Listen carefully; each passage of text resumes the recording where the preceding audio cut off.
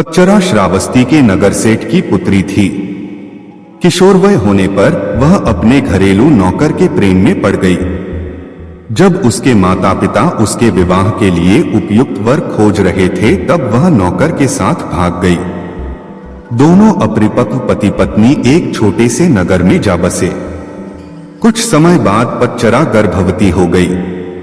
स्वयं को अकेले पाकर उसका दिल घबराने लगा और उसने पति से कहा, हम यहाँ अकेले रह रहे हैं। मैं गर्भवती हूँ और मुझे किसी की सहायता की आवश्यकता है। यदि आप आज्ञा दें तो मैं अपने माता पिता के घर चली जाऊं। पति पच्चरा को उसके मायके नहीं भेजना चाहता था, इसलिए उसने कोई बहाना बनाकर उसका जाना स्थगित कर दिया। लेकिन पच्चरा के मन में माता पिता के घर जाने की इच्छा बड़ी बलवती हो रही थी। एक दिन जब उसका पति काम पर गया हुआ था तब उसने पड़ोसी से कहा, आप मेरे स्वामी को बता देना कि मैं कुछ समय के लिए अपने माता पिता के घर जा रही हूँ। जब पति को इसका पता चला तो उसे बहुत बुरा लगा। उसे अपने ऊपर ग्लानि भी हुई कि उसके कारण ही इस कुलीन कन्या की इतनी दुर्गति हो रही है। वह उसे ढूंढने के लिए उसी मार्ग पर चल दिया। रास्ते में पच्चरा उसे मिल गई।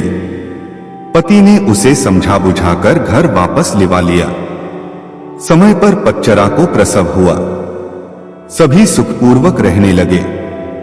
पच्चरा जब दूसरी बार गर्भवती हुई तब पति स्वयं उसे उसके माता पिता के घर ले जाने के लिए तैयार हो गया। मार्ग में जोरों की आंधी वर्षा होने लगी। पच्चरा ने पति से कहा कि वह किसी सुरक्षित स्थान की खोज करे। पति झाड़ियों से होकर गुजर रहा था, तभी उसे एक विषधर सांप ने काट लिया और वह तत्क्षण मृत्यु को प्राप्त हो गया। पच्चरा अपने पति की प्रतीक्षा करती रही और ऐसे में ही उसे प्रसव हो गया। थोड़ी शक्ति जुटाकर उसने दोनों बच्चों को साथ लिया और पति को खोजने निकल पड़ी। जब उसे पति मृत मिला तो वह फूट फूट कर रोने लगी, हाय, मेरे कारण ही मेरे पति की मृत्यु हो गई। अब अपने माता पिता के सिवा उसका कोई न था। वह उनके नगर की ओर बढ़ चली। रास्ते में नदी पड़ती थी। उसने देखा कि दोनों बच्चों को साथ लेकर नदी पार करना कठिन था, इसलिए बड़े बच्चे को उसने एक किनारे पर बिठा दिया और दूसरे को छाती से चिपकाकर दूसरे किनारे को बढ़ चली। वहां पहुंचकर उसने छोटे बच्चे को कपड़े में लपेटकर झाड़ियों में रख दिया और बड़े बच्चे को लेने के लिए वापस नदी में उतर गई। नदी पार करते समय उसकी आंखें छोटे बच्चे पर ही लगी हुई थीं। उसने देखा कि एक बड़ा गिद्ध बच्चे पर झपटकर उसे ले जाने की चेष्टा कर रहा है। वह चीखी चिल्लाई लेकिन कुछ नहीं हुआ। दूसरे किनारे पर बैठे बच्चे ने जब अपनी मां की चीख पुकार सुनी तो उसे लगा कि मां उसे बुला रही है। वह झटपट पानी में उतर गया और तेज बहाव में बह गया। छोटे बच्चे को गिद्ध ले उड़ा और बड़ा नदी में बह गया। उसका छोटा सा परिवार पूरा नष्ट हो गया। वह विलाप करती हुई अपने पिता के घर को चल दी। रास्ते में उसे अपने नगर का एक यात्री मिल गया जिसने उसे बताया कि नगर सेठ का परिवार अर्थात उसके माता पिता और सभी भाई बहन कुछ समय पहले घर में आग लग जाने के कारण मर गए। यह सुनते ही पच्चरा पर दुखों का पहाड़ टूट पड़ा। उसे तनमन की कोई सुध ना रही। वह पागल होकर निर्वस्त्र घूमने लगी। उसके मुख से ये ही शब्द निकलते, पति मर गया, बड़ा बेटा डूब गया, छोटे को गिद्ध खा गया। माता पिता और भाई बहनों को चिता भी नसीब नहीं हुई। ऐसे ही विलाप करती निर्वस्त्र घूमती फिरती पच्चरा को सभी अपमानित और लांछित करके यहाँ से वहां भगा देते थे। जेतवन में भगवान बुद्ध धर्मोपदेश दे रहे थे। पच्चरा अनायास ही वहां आ गई। उपस्थितों ने कहा, अरे ये तो पागल है, इसे यहां से भगाओ। बुद्ध ने उन्हें रोकते हुए कहा, इसे मत रोको, मेरे पास आने दो। पच्चरा जब बुद्ध के कुछ समीप आई तो बुद्ध ने उससे कहा, बेटी अपनी चेतना को संभाल। भगवान को अपने समक्ष पाकर पच्चरा को कुछ होश आया और अपनी नग्नता का बोध हो आया। किसी ने उसे चादर से ढांक दिया। वह फूट फूट कर रोने लगी। भगवान, मेरे पति को सांप ने डस लिया और छोटे छोटे बच्चे मेरी आंखों के सामने मारे गए। मेरे माता पिता, बंधु बांधव सभी जलकर मर गए। मेरा अब कोई नहीं है, मेरी रक्षा करो। बुद्ध ने उससे कहा, दुखी मत हो, अब तुम मेरे पास आ गई हो। जिन परिजनों की मृत्यु के लिए तुम आंसू बहा रही हो, ऐसे ही अनंत आंसू तुम जन्म जन्मांतरों से बहाती आ रही हो। उनसे भरने के लिए तो महासमुद्र भी छोटे पड़ जाएंगे। तेरी रक्षा कोई नहीं कर सकता। जब मृत्यु आती है तो कोई परिजन आदि काम नहीं आते। यह सुनकर पच्चरा का शोक कुछ कम हुआ। उसने बुद्ध से साधना की अनुमति मांगी। बुद्ध ने उसे अपने संघ में शरण दे दी। धर्म के परम स्रोत के इतने समीप रहकर पच्चरा का दुख जाता रहा। वह नित्य ध्यान व ज्ञान की साधना में निपुण हो गई। एक दिन स्नान करते समय उसने देखा कि देह पर पहले डाला गया पानी कुछ दूर जाकर सूख गया, फिर दूसरी बार डाला गया पानी थोड़ी और दूर जाकर सूख गया, और तीसरी बार डाला गया पानी उससे भी आगे जाकर सूख गया। इस अत्यंत साधारण घटना में पच्चरा को समाधि का सूत्र मिल गया। पहली बार उड़ेले गए पानी के समान कुछ जीव अल्पायु में ही मर जाते हैं। दूसरी बार उड़ेले गए पानी के समान कुछ जीव मध्यम वयता में चल बसते हैं, और तीसरी बार उड़ेले गए पानी के जैसे कुछ जीव अंतिम वयस में मरते हैं। सभी मरते हैं, सभी अनित्य हैं। ऐसे में पच्चरा को यह भान हुआ जैसे अनंत करुणावान प्रभु बुद्ध उससे कह रहे हैं, हाँ पटाचारे, समस्त प्राणी मरणधर्मा हैं। इस प्रकार पच्चरा उन बौद्ध साधिकाओं में गिनी गई जिनको निःप्रयास ही एक जीवन काल में ही निर्वाण प्राप्त हो गया। बुद्ध का चमत्कार। किसी नगर में एक दुकानदार था। उसकी कपड़े की दुकान थी। वह बड़ा ही ईमानदार था और अपने ग्राहकों के साथ उसका व्यवहार बड़ा अच्छा रहता था, इसलिए उसकी दुकान खूब चलती थी। अचानक दुकानदार के सामने एक कठिनाई आ गई। उसका छोटा लड़का उसके साथ दुकान पर बैठता था। जाने कहां से उसको आदत पड़ गई कि दुकान पर जो भी खरीदार आता वह उसकी टोपी या पगड़ी उतारकर फेंक देता। दुकानदार ने उसे बहुत समझाया, डराया, धमकाया, मारा पीटा, लेकिन उसने अपनी आदत न छोड़ी। धीरे धीरे लोगों ने उसकी दुकान पर आना कम कर दिया। दुकानदार बहुत ही परेशान हो गया। अब वह क्या करे? लड़के की मां नहीं थी, इसलिए घर पर अकेले उसे छोड़ भी नहीं सकता था। संयोग से एक दिन उसकी दुकान के सामने से भगवान बुद्ध निकले। उसने अपनी परेशानी उन्हें बताई। तथागत, आप जैसे भी बने इस लड़के को ठीक कर दीजिए, मैं आपका बड़ा एहसान मानूंगा। बुद्ध ने सारी बात सुनकर कहा, मैं तुम्हारे लड़के को ठीक तो कर दूंगा, लेकिन एक शर्त है। दुकानदार ने पूछा, क्या? वे बोले, मैं या तुम्हारा बालक जो करे तुम उसमें रोक टोक नहीं करोगे। दुकानदार राजी हो गया। अगले दिन बुद्ध अपने सिर पर एक साफा बांधकर उसकी दुकान पर आए। लड़का तो ताक में था ही। जैसे ही बुद्ध बैठे कि वह उठा और उनका साफा उतारकर सड़क पर फेंक दिया। बुद्ध ने हंसकर कहा, शाबाश बेटे। उन्होंने उसे पुचकारा और कहा, जरा दौड़कर साफे को उठा तो लाना। लड़के ने छलांग लगाई और साफा उठाकर ले आया। बुद्ध ने कहा, मेरे सिर पर इसे बांध दो। लड़के ने उसे उल्टा सीधा करके सिर पर लपेट दिया। दूसरे दिन बुद्ध फिर उसकी दुकान पर आए। उनके सिर पर साफा था, पर वे दुकान के सामने एक लकड़ी और छोटी कुल्हाड़ी डाल आए थे।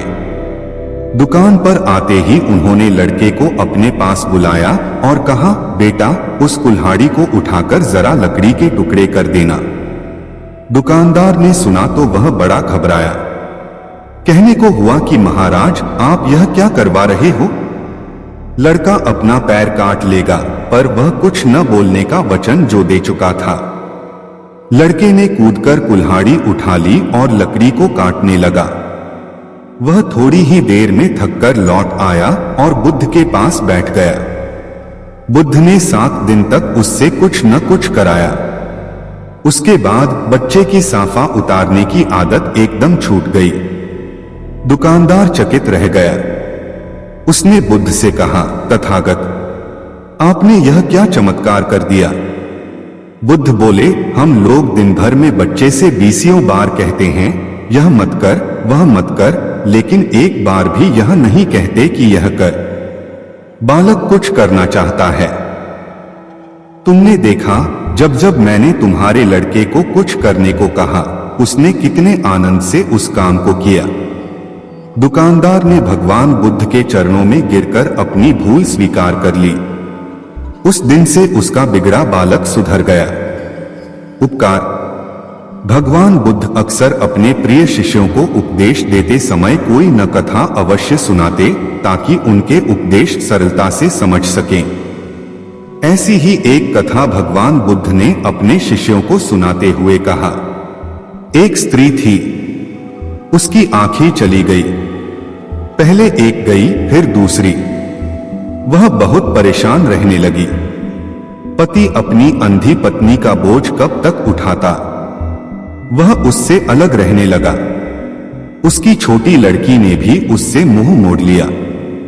स्त्री हर काम के लिए पराश्रित थी, पर उसे कौन सहारा देता? ऐसी हालत में उसकी एक पुरानी सहेली उसके पास आकर रहने लगी, लेकिन उसका व्यवहार बड़ा अजीब था। वह स्त्री जब पानी मांगे तो एक बार पिला देती, दूसरी बार मांगने पर कह देती, मैं तुम्हारी नौकर नहीं हूं, उठो घड़े से लेकर अपने आप पी लो। वह कपड़े मांगती तो एक बार दे देती, दूसरी बार मांगने पर कह देती, अलमारी में रखे हैं, जाओ अपने आप ले आओ। कभी उसका मन घूमने का होता तो एक बार साथ चली जाती, दूसरी बार जाने की बात आती तो कह देती, मुझे काम है, तुम अकेली घूम जाओ। अंधी स्त्री मन महसूस कर उठती और अपने काम करती। सच्चाई यह थी कि सहेली उसे कम प्यार नहीं करती थी और न ही काम से बचना चाहती थी। वह बार बार दया दिखाकर उसको सदा के लिए अपाहिज नहीं बनाना चाहती थी। धीरे धीरे वह स्त्री सब काम अपने आप करने लगी। उसे किसी के सहारे की जरूरत न रही। तब उसने समझा कि उसकी सहेली ने उसके ऊपर बहुत बड़ा उपकार किया है। फिर वह अंधों की एक संस्था में चली गई और वहां उसने जाने कितने असहाय भाई बहनों को अपने पैरों पर खड़ा होना सिखाया। जीने का मार्ग। समीप एक सांप रहता था। वह बड़ा ही तेज था। जो किसी गांव के समीप एक सांप रहता था, वह बड़ा ही तेज थाल को जान ले लेता। सारे गांव के लोग उससे तंग आ गए। वे उसे रात दिन कोसते। आखिरकार उन्होंने उस मार्ग से निकलना ही छोड़ दिया। गांव का वह हिस्सा उजाड़ सा हो गया। एक दिन महात्मा बुद्ध भ्रमण करते हुए उस गांव में आए। लोगों ने उस सांप के उत्पात की बात उन्हें बताई। गांव वालों की बात सुनकर बुद्ध सांप के पास गए और उसे समझाते हुए बोले, यह जन्म बार बार नहीं मिलता। ऐसा जीना किस काम का कि लोग गालियां दें? सांप ने पूछा, मैं क्या करूं? बुद्ध बोले, तुम हमला करना छोड़ दो, सबके साथ प्यार का व्यवहार करो। सांप ने उनकी बात मान ली। उस दिन से वह खुले मैदान में चुपचाप पड़ा रहता। लोगों को यह मालूम हुआ तो उनका डर धीरे धीरे दूर हो गया और वे उधर से बेधड़क आने जाने लगे। अब गांव के बच्चे वहां इकट्ठे हो जाते और उसको ईंट पत्थर मारते, उसके बदन में लकड़ी चुभोते। बेचारा सांप सब कुछ सहन कर लेता। संयोग से एक दिन पुनः महात्मा उधर से निकले। उसकी बुरी हालत देखकर वे चकित रह गए। उन्होंने पूछा, अरे तुम्हें यह क्या हो गया? सांप ने सारा हाल कह सुनाया। सुनकर बुद्ध बोले, भाई मैंने तुझे काटने से रोका था, लेकिन फुफकारने से तो मना नहीं किया। जो अपने तेज को प्रकट नहीं करता उसे कोई जीने नहीं देता है। सांप अब भगवान बुद्ध की बात समझ चुका था, असली बात समझी। उस दिन से उसने फुफकारना शुरू कर दिया। उसकी फुफकार सुनते ही बच्चे दूर भाग जाते। अब उन्होंने उसे सताना छोड़ दिया। सांप काटना पहले ही छोड़ चुका था, इसलिए लोगों ने उससे डरना भी बंद कर दिया था। अब वे सभी चैन से रहने लगे। सच्ची मित्रता। तथागत अपने शिष्यों को एक दिन सच्ची मित्रता की कथा सुनाते हुए, दो मित्र थे। वे बड़े ही बहादुर थे। उनमें से एक ने अपने बादशाह के अन्याय के विरुद्ध आवाज उठाई। बादशाह बड़ा ही कठोर और बेरहम था। उसको जब मालूम हुआ तो उसने उस नौजवान को फांसी के तख्ते पर लटका देने की आज्ञा दी। नौजवान ने बादशाह से कहा, आप जो कर रहे हैं वह ठीक है। मैं खुशी खुशी मौत की गोद में चला जाऊंगा, लेकिन आप मुझे थोड़ा समय दे दीजिए, जिससे मैं गांव जाकर अपने बच्चों से मिल आऊं।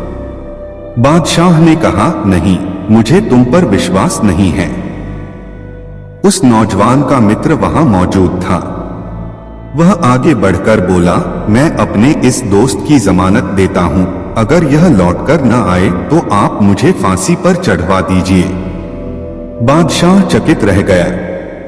उसने अब तक ऐसा कोई व्यक्ति नहीं देखा था जो दूसरों के लिए अपनी जान देने को तैयार हो जाए। बादशाह ने उसकी प्रार्थना स्वीकार कर ली। उसे 6 घंटे का समय दिया गया। नौजवान घोड़े पर सवार होकर अपने गांव को रवाना हो गया। उसका मित्र जेल खाने भेज दिया गया। नौजवान ने हिसाब लगाकर देखा कि वह 5 घंटे में लौट आएगा, लेकिन बच्चों से मिलकर जब वह वापस आ रहा था, उसका घोड़ा ठोकर खाकर गिर गया और फिर उठा ही नहीं। नौजवान के भी चोट आई, पर उसने हिम्मत नहीं हारी। 6 घंटे बीते और वह नौजवान नहीं लौटा तो उसका मित्र बड़ा खुश हुआ। आखिर इससे बढ़कर क्या बात होती कि मित्र मित्र के काम आए। वह भगवान से प्रार्थना करने लगा कि उसका मित्र न लौटे। जिस समय मित्र को फांसी के तख्ते के पास ले जाया जा रहा था तो वह नौजवान वहां आ पहुंचा। उसने मित्र से कहा, लो, मैं आ गया, अब तुम घर जाओ, मुझे विदा दो। मित्र बोला, यह नहीं हो सकता, तुम्हारी मियाद पूरी हो गई। नौजवान ने कहा, यह तुम क्या कहते हो? सजा तो मुझे मिली है। दोनों मित्रों की मित्रता को बादशाह देख रहा था। उसकी आंखें डबडबा आईं। उसने उन दोनों को बुलाकर कहा, तुम्हारी मित्रता ने मेरे दिल पर गहरा असर डाला है। जाओ, मैं तुम्हें माफ करता हूं। उस दिन से बादशाह ने कभी किसी पर जुल्म नहीं किया। सत्य का महत्व। सत्य के महत्व को समझना जितना कठिन होता है, उतना ही सरल भी। अपने शिष्यों को उपदेश देते हुए भगवान बुद्ध ने सत्य के महत्व को समझाने के लिए एक कथा प्रारंभ की। एक ब्राह्मण रात्रि में अपने घर के बाहर बैठा था। तभी एक स्त्री सामने से गुजरी और ब्राह्मण ने उसे रोककर कहा, आप कौन हैं देवी? इस घोर रात्रि में कहां जा रही हैं? स्त्री बोली, मैं लक्ष्मी हूं, इस नगरी को छोड़कर जा रही हूं। ठीक है, जाओ, ब्राह्मण बोला। कुछ देर बाद एक अन्य स्त्री के निकलने पर ब्राह्मण ने उससे वही प्रश्न किया, जिसके बाद उत्तर में वह बोली, मैं कीर्ति हूं और यहां से जा रही हूं। ब्राह्मण ने कहा, शौक से जाओ। इसके बाद उसने एक पुरुष को आते देखा तो उठकर उससे मार्ग में वही बात पूछी। पुरुष बोला, मैं सत्य हूं और इस नगर को छोड़कर जा रहा हूं। यह सुनकर ब्राह्मण चिंतित हो उठा, लपककर सत्य के चरणों में गिर पड़ा और गिड़गिड़ाकर कहने लगा, नहीं भगवान, आप यहां से न जाएं, आपके जाने के बाद तो यहां कुछ भी नहीं बचेगा। मैं आपको यहां से नहीं जाने दूंगा, भले ही मेरे प्राण निकल जाएं। परोपकारी ब्राह्मण की अनुनय विनय पर सत्य ने वहां रुकने की स्वीकृति दे दी। ब्राह्मण को संतोष हो गया। कुछ ही क्षणों में लक्ष्मी और कीर्ति को वापस आते देखकर वह मुस्कुराया और बोला, आप दोनों तो चली गई थीं। अब क्या हुआ? यह सुनकर दोनों बोली, हे ब्राह्मण देव, जहां पर सत्य है वहां से हम नहीं जा सकती। अब हमें यहीं रहना होगा। भगवान बुद्ध पुनः बोले, श्रेष्ठतम जीवन का आधार सत्य है। सत्य के बल पर ईश्वर है। सत्य में ईश्वरीय शक्तियां वास करती हैं।